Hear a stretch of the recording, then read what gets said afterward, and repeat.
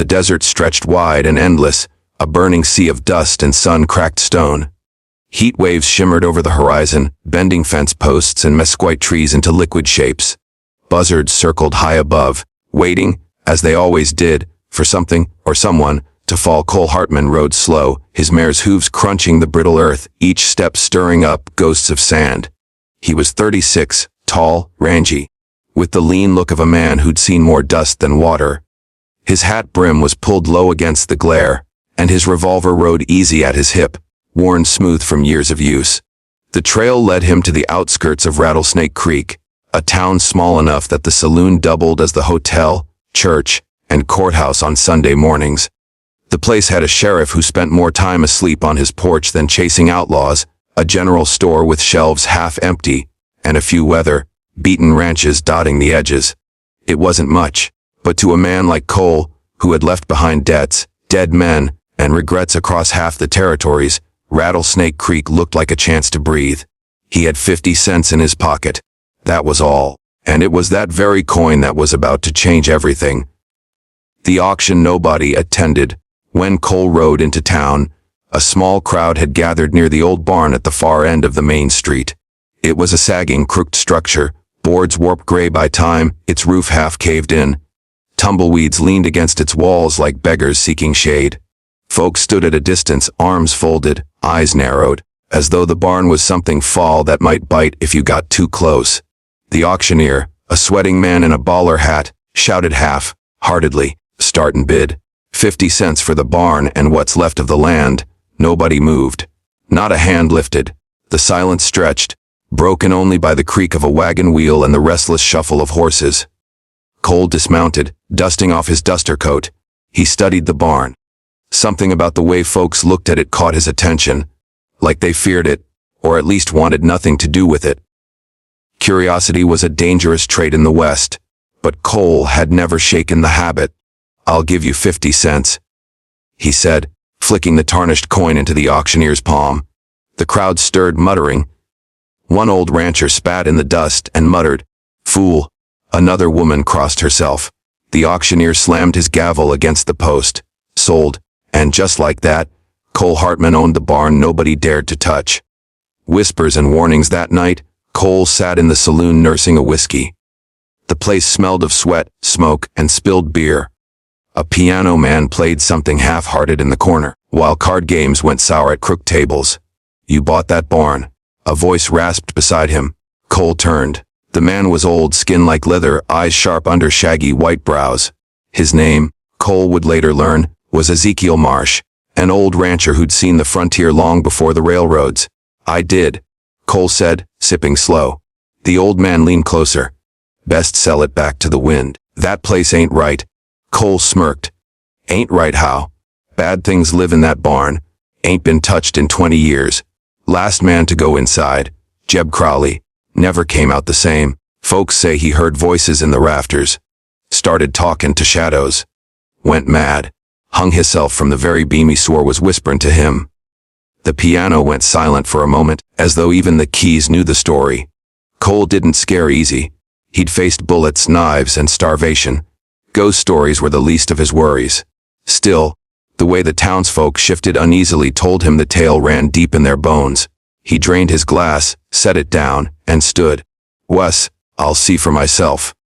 First night in the barn, moonlight bathed the barn in silver. When Cole pushed open the groaning doors, dust swirled like ghosts in the air. The scent of rot and mildew stung his nose.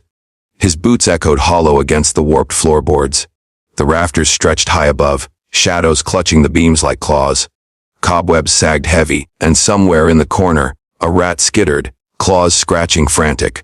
Cole lit a lantern and set it on an upturned crate. He unrolled his bedroll in the center, revolver within reach. The barn creaked and sighed, as though alive. At first, sleep came easy. He was a man used to hard ground and harder nights. But sometime after midnight, the air changed. It grew heavy, thick, pressing against his chest. The lantern flickered, though no breeze stirred. Then came the sound, a soft whisper, like a man's voice, low and broken. Words he couldn't understand, threading through the rafters. Cole sat up, hand on his Colt. His eyes scanned the dark. Nothing moved. The whisper grew louder, curling through the air like smoke. Cole stood, lantern held high, and that was when he saw it. Carved into the beam above, weathered but clear, was a mark, not letters, not numbers, a symbol, a circle with jagged lines tearing through it like lightning. Fresh scratches, as if clawed just days ago, not decades. The whisper shivered around him. Cole drew his revolver and pointed it at the shadows. His voice was steady. "Whatever you are," he said, "you picked the wrong barn." The whisper stopped. Silence fell heavy as a coffin lid. The sheriff's warning by morning, Cole's decision to stay in the barn, was the only talk in town. Folks eyed him with pity, some with amusement, others with fear. Sheriff Amos Kincaid finally rode out to meet him. He was a broad man, mustache bristling, badge dull with dust. "You Hartman?" the sheriff asked, reining in his horse. "That's me. You bought this place for 50 cents. Cole nodded. The sheriff spat. "Son, sometimes 50 cents is too high a price. That barn's cursed. Always has been." Cole leaned against the doorframe, arms crossed. "Funny thing about curses. They only work if you believe in 'em." The sheriff studied him a long moment. "You think you're tougher than the land, tougher than the blood it's soaked up. Suit yourself. But when you start hearing things, seeing things, you come find me, and don't wait too long." He turned his horse and rode back toward town, leaving Cole standing in the dust, the barn looming behind him like a silent dare. What the earth hid, over the next days, Cole worked the place. He cleared weeds, patched a hole in the roof, and shoveled years of dirt and droppings from the floor. The work was honest, steady, the kind a man could lose himself in. But the whisper never left. At night, it returned, slithering through the rafters. Sometimes it sounded like laughter, sometimes like weeping. Once it said his name. Cole tried ignoring it, tried drowning it with whiskey, tried sleeping under the stars instead of inside. But the barn always called him back. On the fourth day, while digging near the back wall to set new posts, his shovel struck wood. Not a root, not a rock, something buried. He knelt, brushing dirt away. A wooden box, old, rotting, iron-bound. He pried it open. Inside were bones, human bones, small. A child's skull stared up at him, hollow eyes locked forever in silence. Cole's breath caught. His hands tightened on the shovel, and beneath the bones, wrapped in leather, was something else. A journal. The first page, written in a hand jagged with fear, read, "The thing in the barn is not of this earth. We tried to bury it, but it will not stay buried." Cole Hartman sat on the edge of the unearthed box until the desert sun dipped behind the far hills. The little skull stared up at him, mute witness to a crime long buried. The journal lay heavy in his hands. He'd seen death before, on battlefields, in back alleys, under star-choked skies. But this was different. A child's bones were not the sort of thing a man could ride away from. When night fell, the whisper returned. Only now it wasn't shapeless. It wasn't broken. It was words, clear as his own breath. "Don't open it." Cole's jaw tightened. Too late. The lantern light trembled, the rafters groaned, and in that hollow, black silence, Cole realized something ugly. Whatever was in that barn hadn't wanted the bones found. The journal of Silas Crowley. At dawn, Cole sat outside with black coffee, and the journal spread across his knees. The leather cracked like dry skin, pages yellowed but legible. The entries told the story of Silas Crowley, a rancher from 2 decades back. Silas had built the barn himself. He was proud of it. Strong timbers, solid beams. But after the first harvest season, animals started dying. Horses found twisted in their stalls, cattle with eyes wide and throats torn though no predator prints marked the dirt. Then came the nights. Silas wrote of voices in the rafters, of laughter when no one stood inside, of cold fingers brushing his face in the dark. He tried priests. He tried gunpowder and fire. The barn stood through it all. The final entries were frantic scratches. "It wants blood. It feeds on it. It is not bound to earth nor heaven. If we bury it, it returns. If we burn it, it rises. God forgive me. I give it my son, that it may sleep." Cole slammed the book shut, stomach twisting. Trouble rides in by midday. Rattlesnake Creek had new visitors. 4 riders, dust trailing behind like banners. They weren't cowhands or drifters. They were outlaws.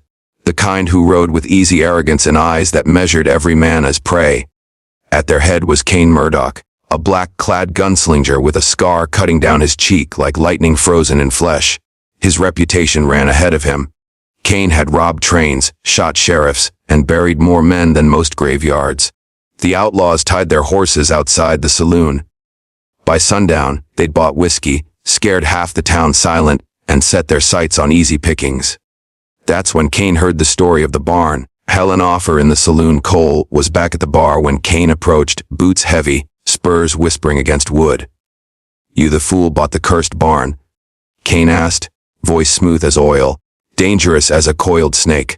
Cole didn't turn. He sipped his drink. "Depends who's askin'." "Kane Murdoch. And I ain't askin'.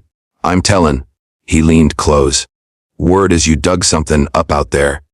Something valuable." Cole set his glass down slow. "Ain't nothin' in that dirt worth stealin', Murdoch." Kane's grin flashed, white and sharp. "See, I don't believe you. Cursed places don't stay empty unless they're guardin' something. Gold, jewels, something worth headin'." Cole finally turned, eyes flat. "What's buried there ought to stay buried." Kane chuckled. "Then I guess I'll come by tomorrow and see for myself."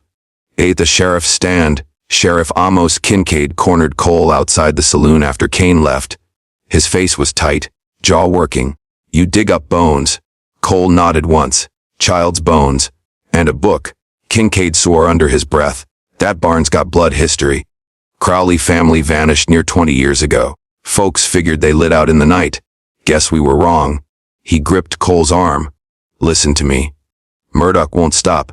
He'll come, and when he does, the barn'll wake. That thing in there, whatever Crowley stirred up, it feeds on fear, on violence. You let Kane bring his devils, you'll unleash hell on this whole town." Cole pulled free, eyes narrowing. "Then, I guess we best be ready." At midnight in the barn that night, Cole kept watch inside the barn. The journal lay open beside him, lantern flame low. The whispers came stronger now, weaving through the rafters like snakes. "Blood." Cole gritted his teeth. "You won't have mine." But the barn laughed. A low, creaking groan, as if the very beams mocked him. The mark carved above pulsed in the light, seeping dark, as if ink or tar blood from the wood. Cole drew his revolver and fired. The shot cracked thunder inside. Splinters flew. The mark remained. Whole, his hand trembled. For the first time in years, fear gnawed at him. High noon morning came with heat and silence. But by noon, Kane Murdoch and his men rode out, rifles slung, guns gleaming. The town watched from a distance, doors shut, curtains drawn. They stopped in front of the barn. Kane dismounted slow, every motion deliberate. "Last chance, Hartman." Kane called. "Step aside." Cole stood in the doorway, revolver loose at his side. "You want what's in here? You'll have to kill me first." Kane's grin widened. "I was hoping you'd say that." The outlaws drew steel. The air held its breath. And then the barn whispered. Not soft this time, not sly, but a roar, hungry, wild, that split the dust and rattled the ground.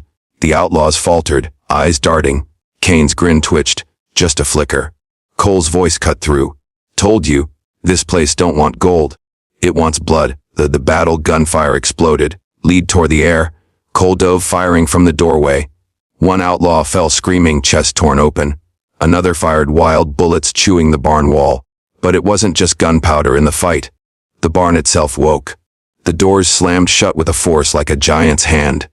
Shadows poured from the rafters, long and twisting, swallowing the light. A scream rose. Not human, not earthly. The outlaws panicked. One dropped his rifle and clawed at the door, only to be dragged back into the dark by hands not flesh.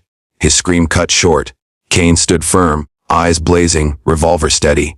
"Devil or not, I'll tame it." He fired into the shadows, each shot cracking like thunder. The barn shook. Beams groaned. Dust rained down. Cole emptied his revolver, reloaded, fired again. But the barn wasn't theirs to command. It fed, it feasted. Every drop of blood spilled only made it stronger.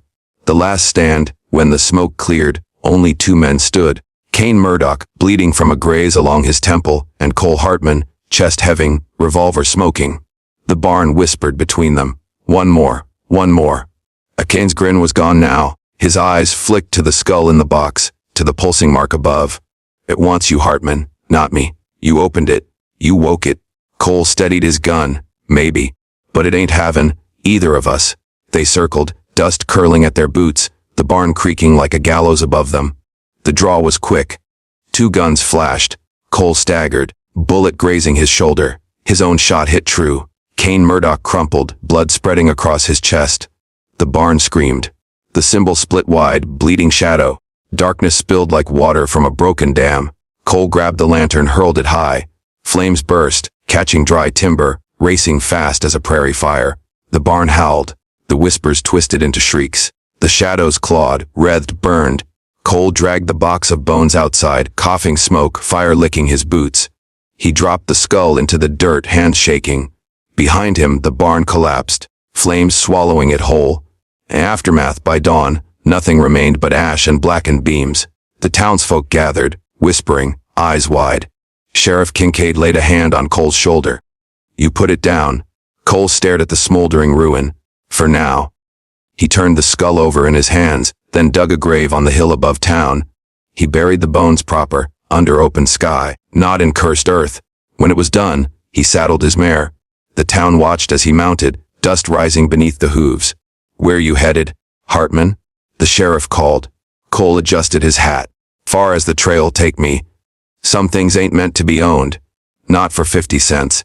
Not for any price." And with that, he rode out into the desert, the sun blazing gold, the whispers of the barn fading behind him like a bad dream carried off on the wind.